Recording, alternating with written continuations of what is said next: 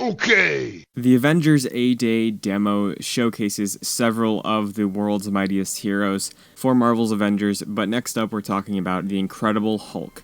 Hulk is interesting because he's pretty deliberate in everything he does. Specifically with this take on the Incredible Hulk, we're introduced to his segment for this mission through the iconic Banner transition.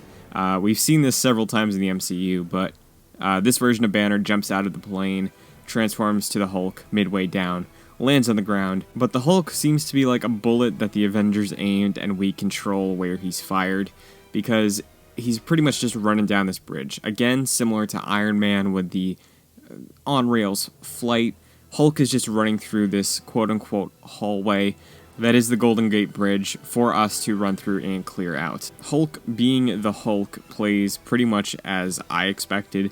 He's lots of punches, a few kicks in there, but most of his combos involve grappling, throwing, beating to a pulp. And his strength is translated into the game because it looks like most of these enemies go down in just a couple of hits.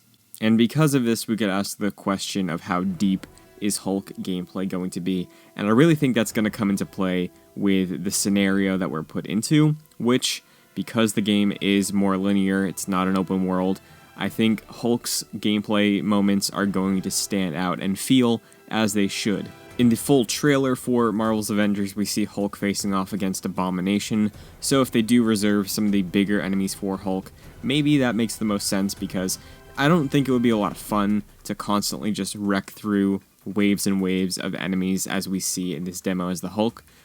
We should have some challenge, we should have some thought put into how we're playing the Hulk, so if tanks or Abomination monsters or Red Hulk come into play, I think that's the right route to go for giving us gameplay scenarios as the Hulk. As we'll see at the end of this, we do get to beat up a tank, throw it at another tank. We return to the bottom right of the screen, the L1, R1 abilities. L1 and R1 are both blank, but his super move, which is L1, R1 combined, is present. We see that by triggering that, Hulk does his famous Hulk Smash Clap, which sends out an AoE, damaging a lot of enemies, stunning them. So I think that's what we should really expect for the most part from Hulk. I think we're going to have a lot of opportunity for AoE attacks. It would be awesome to see them implement a holdover from Ultimate Destruction in the Incredible Hulk from last gen, where if we take a car, smash it in half, and then make boxing gloves, that would be awesome to see in this game. But another carryover from those games is Hulk being able to wall run to keep up with his fellow Avengers. He can't fly, but he can jump, leap very far. So, in addition to wall running and his ability to travel long distances in short times, seeing him run on the side of tipped over 18-wheelers, again, I think a lot of the feeling of the experience of playing Hulk, just because Hulk is pretty much just a brawler, a bruiser, a very straightforward character, a lot of it's going to come down in the ways that Crystal Dynamics designs encounters and environments for the Hulk. Looks like they're doing just that. I think that this scenario, again aiming the Hulk and firing, allowing us to control his path of destruction, that makes sense context-wise for the Hulk. A scenario like this, in this mission where everybody has their own unique thing they have to do. And like I said, my biggest question with all of Hulk's gameplay and his implementation in the game is how deep it's going to be. I'm curious to see what the L1 and R1 abilities are like for him as we see more and more from this game.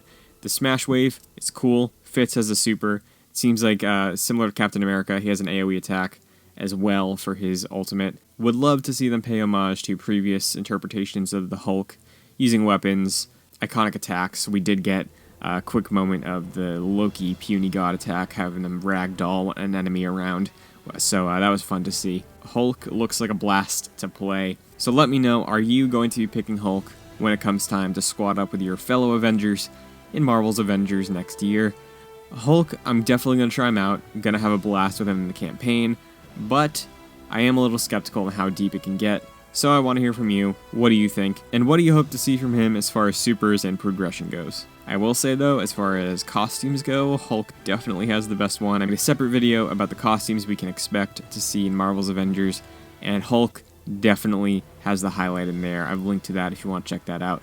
But if you have stuck around this long for the video, I appreciate it as always. We have several of the Avengers covered so far. There is only one left now, so look forward to that very soon.